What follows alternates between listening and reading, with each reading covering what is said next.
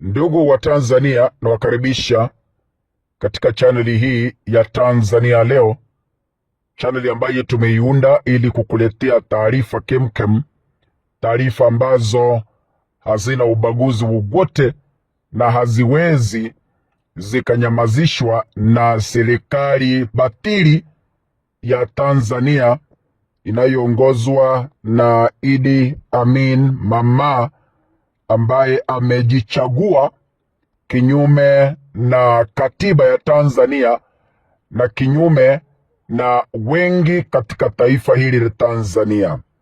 Leo hii tarehe 16 Disemba mwaka 2025, aliyekuwa mheshimiwa au aliyekuwa mbunge wa eneo la Peramiho ambaye ni Jenista Mhagama amezikwa siku ya leo pale kijiji cha Rwanda kilichopo wilayani Mbinga, mkoa wa Ruvuma. Jenista Mhagama alikuwa ni Mkatoliki, dini yake ilikuwa ni dini ya Kikatoliki, alivyo pia naibu wa rais ambaye ni Daktari Emmanuel Nchimbi. Emmanuel Nchimbi pia naye ni Mkatoliki. Wengi wametoa rambirambi zao, wengi wakatoa jumbe zao, wengi wakatoa sifa zao kuhusiana na maisha ya Jenista. Wengine wakaeleza jinsi ambavyo walikuwa wanaishi na Jenista, wengine wakamumininia sifa kwa wingi wakati kulikuwa na misa takatifu ya kuaga mwili wake, misa ambayo pia Mama Samia Suluhu vilevile naye alihudhuria. Katibu wa Bunge la Jamhuri ya Muungano wa Tanzania alitaja kuwa mbunge wa Peramiho Jenista tunayemzungumzia hapa alisema kwamba alifariki dunia kutokana na maradhi ya moyo yanayojulikana kwa lugha ya Kimombo heart ailment, na tunajua kwamba alifariki Desemba tarehe 11 mwaka 2025. Wanasema kwamba akiwa anapokea matibabu katika hospitali ya Benjamin Mkapa pale jijini Dodoma. Wacha niseme kwamba kifo cha Jenista kimeacha wengi vinywa wazi, haswa wale ambao wako katika chama cha CCM na vilevile ni wandani wa mheshimiwa Daktari Emmanuel Nchimbi, kwa sababu tunajua kwamba Daktari Nchimbi vilevile naye alikuwa ni rafiki wa ndani sana wa mbunge Jenista. Kuna mambo matatu nataka nizungumzie hapa kwa kanda hii ili kujaribu kukufungua macho na kufungua macho watu wa Tanzania waelewe.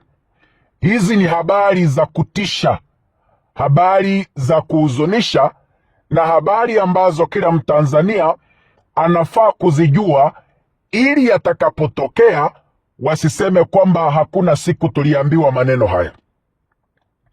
Kabla sijaendelea, nikubalie nimtangazie Daktari Emmanuel Nchimbi kwamba baada ya maziko ya Jenista Mhagama siku ya leo, inamstahili awe mtu ambaye ni makini sana anavyotembea na Rais Samia Suluhu, kwa sababu sasa lengo litaelekea kwake Daktari Emmanuel Nchimbi.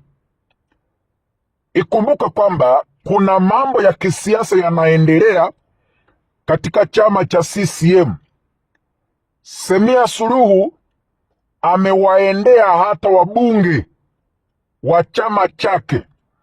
Kuna mbunge alikamatwa juzi akashikiliwa karibu wiki nzima, familia inamtafuta, familia inamsaka katika vyombo vya habari, lakini cha kuzangasha ni kwamba mbunge huyo alikuwa amekamatwa na kutekwa nyara na maafisa wa polisi. Jeshi la polisi la wananchi la Tanzania lilikuwa limemkamata na kumpeleka mafichoni, na mbunge huyo akadaiwa kwamba alikuwa ameshtakiwa kwa makosa ya jinai. Sijui ukweli uliopo, lakini Watanzania, hili linaonyesha kwamba mama amekalia kiti cha uongozi kinyume na sheria, na ameamua kwamba kwenda mbeleni hawezi akaulizwa maswali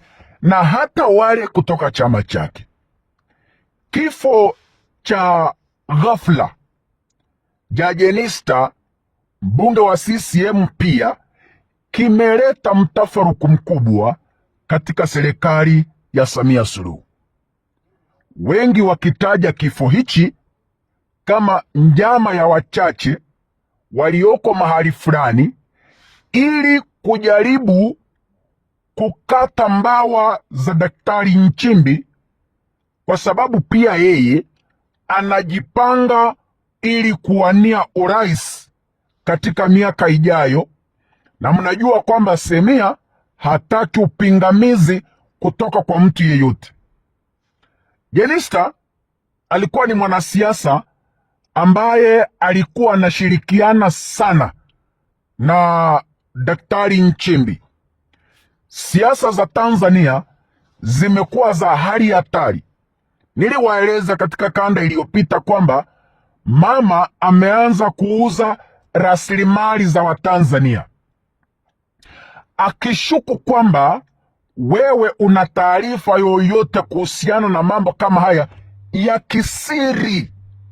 Anachokifanya ni kukukamata, kukudhalilisha, kukutisha ili usizungumze taarifa kama hizi kwa vyombo vya habari au kwa wale ambao wanajua kuzitoa. Kumbuka kwamba marais wanapochukua hatamu huwa wanateua baraza lao la mawaziri na viongozi wengine wa serikali kulingana na dira na mahitaji yao.